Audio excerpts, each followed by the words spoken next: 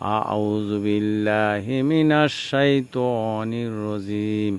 বিসমিল্লাহির রহমানির রহিম। আল্লাহ পাক রব্বুল আলামিন কোরআনুল কারিমে ৩৯ নং সূরা আজ-জুম্মা ৫৩ নং আয়াতে এরশাদ করেন যে, কুল ইয়া ইবাদিয়াল্লাযিনা আসরাফু আলা আনফুসিহিম, ঘোষণা করে দাও আমার এই কথা, হে আমার দাসগণ, তোমাদের জীবনে যা জুলুম করেছ, পাপ করেছ, লা তাকুনাতু মির রাহমাতিল্লাহি, আমার রহমত হইতে তোমরা নিরাশ হইও না।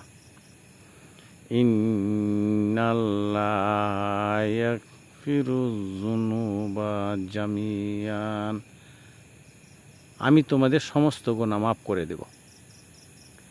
ইন্নাহু হুয়াল গফুরুর রহিম, নিশ্চয়ই আল্লাহ তাআলা অত্যন্ত ক্ষমাশীল, দয়ালু।